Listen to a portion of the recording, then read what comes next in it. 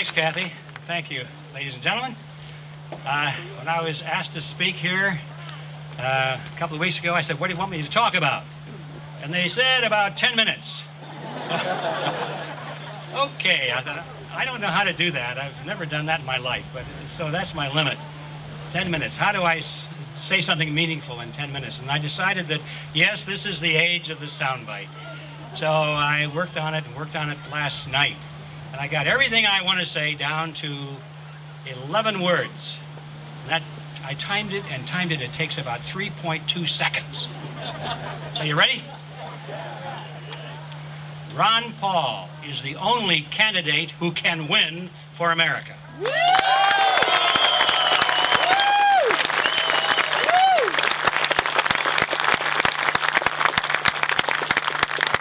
So now that I've given my speech, I've got 9 minutes and 32 seconds left. So I'd like to delve into what might be behind that soundbite. What does that really mean? You're going to hear, increasingly, well, Ron Paul is a great guy, and I like what he stands for, but he can't win. Okay, so I'd like to examine that concept and see, how do we respond to that? Well, the first thing I think we need to ask is, he can't win what? Oh, and the answer is the election, of course. And then the next question would be, well, why is it important to win the election? Well, now this is where we come to the crossroads. Because many people, and perhaps the ones you'll be talking to, will say, because we want to win. We like to win. You're talking to people now that have the football pool mentality. The people who think this is like going to the racetrack. You got to pick the winner. You don't care who it is as long as you pick the winner. It's like making a bet, you know? Well, what's the point of winning just to be a winner? Americans like to win, and that's what we're dealing with. We're not going to vote for somebody unless he can win, at least in their mind. But there is a more thoughtful approach to this, and that is that we should be picking a candidate who represents our political philosophy, so that hopefully he can go to Congress or to whatever part of government we're voting for and carry our views into government. And if we can't do that, why are we voting?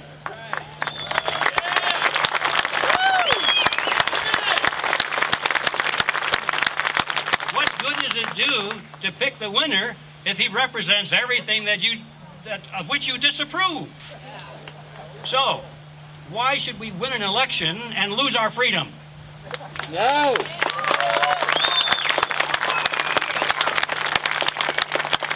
I think one of the strongest advantages that the Ron Paul movement has today is the fact that increasingly the American people are waking up to the fact that we have a one-party system.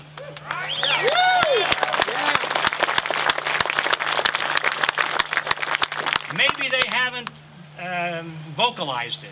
Maybe they haven't put it into just so many words, but deep in their heart, deep in their stomach, they know that we've got two branches of the same political party, and they may fight over this and fight over that, but on basic policies, they're in lockstep with each other, and they're getting fed up with it.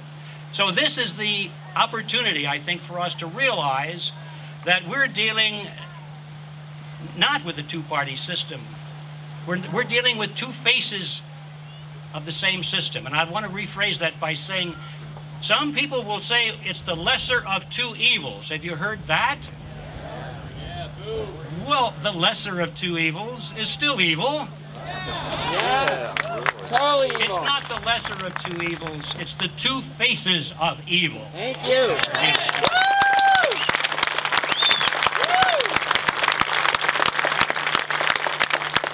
I think that's our message. We got to help our fellow citizens see through this football pool mentality, this argument that we got to win, without thinking of what it is we're really winning. Many of you know the name Carroll Quigley because you've read his big, thick book called Tragedy and Hope. And in that book, Quigley, who, by the way, I should tell you a little bit about him in case there are some people here who don't know who he is, Professor Carroll Quigley was a well-known, highly respected professor of history at Georgetown University, and one of his students was William Clinton back in the 60s. And when William Clinton was nominated to the presidency, in his acceptance speech, he mentioned Carroll Quigley as his professor who had such a profound impact on his career. And many people thought, oh, how nice that here Mr. Clinton is merely paying homage to some kindly old professor who had an influence on his thinking and his education. Not at all. If you understood who Quigley was, then you understood what Clinton's message was.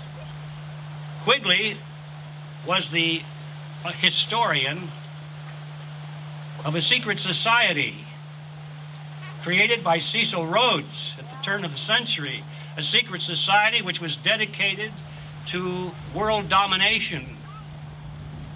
And Quigley writes about it. He said he was given privy to all of the secret documents of this organization. And he said in his book that this secret society, which evolved into what we now call the Council on Foreign Relations in America, was the most important political force in the modern time and hidden from view.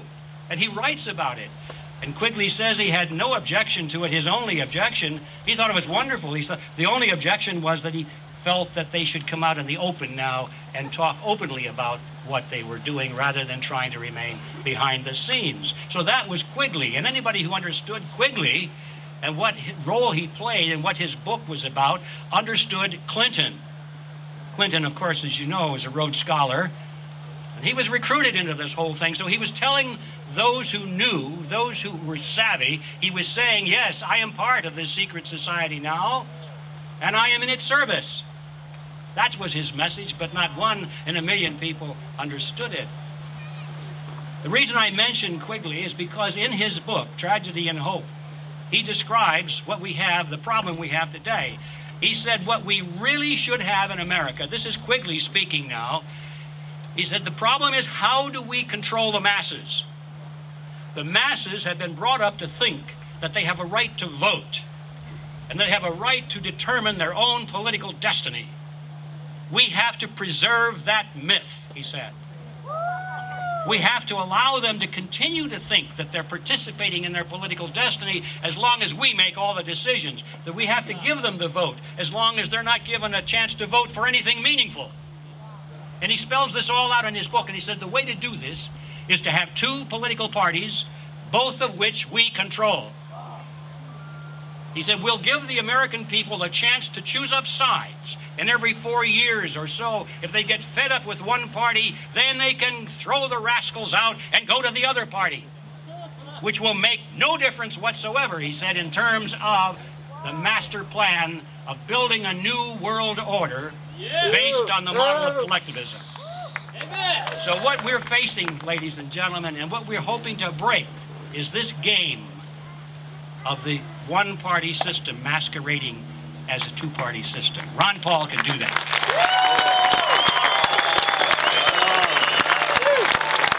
So my 10 minutes are up, and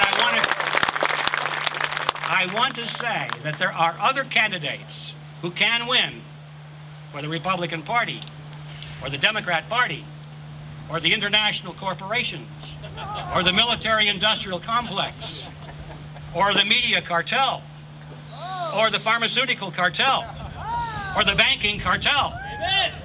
But Ron Paul is the only candidate who can win for America.